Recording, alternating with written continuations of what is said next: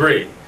For the reasons that you've hired salespeople, for their DNA to go out and get up in the morning and make more sales calls, it's the same reason that in many cases causes the divide between sales and finance.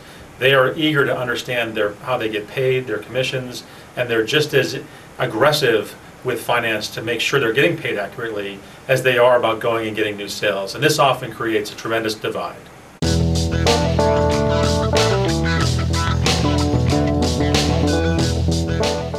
The key thing to bring sales and finance together is to understand what's causing the divide. And in many cases, it stems from compensation and how they're getting paid, and understanding what I'm getting credit for and what I got maybe as a debooking.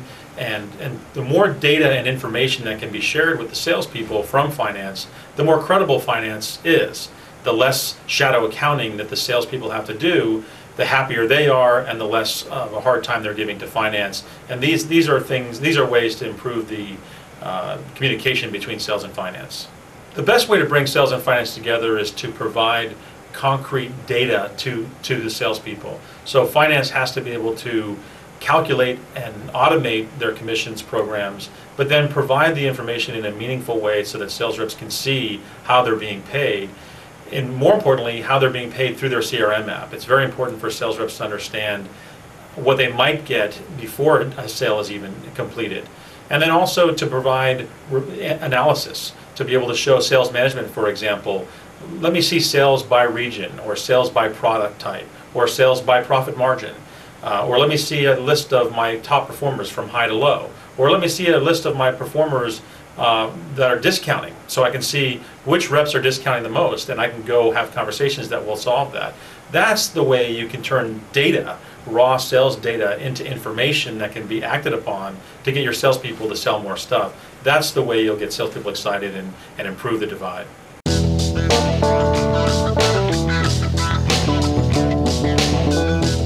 Yeah, sales performance management is changing the way businesses do business today, because at the core, every company has some type of sales rep, whether it's a bank teller that's getting you to go and look at a home loan, or a retail agent that you're walking up to buy an air freshener from for your car, who might also ask you if you want an oil change, to the more common salespeople and telesalespeople that we're all familiar with.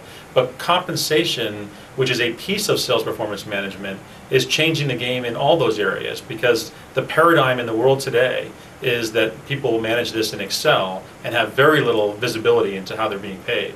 Sales performance management changes that by not only automating the compensation, but equally importantly, providing meaningful analysis and data back to management so they can understand if these plans that they have created are actually working, and where they are working, do more of that, and where they aren't working, make changes.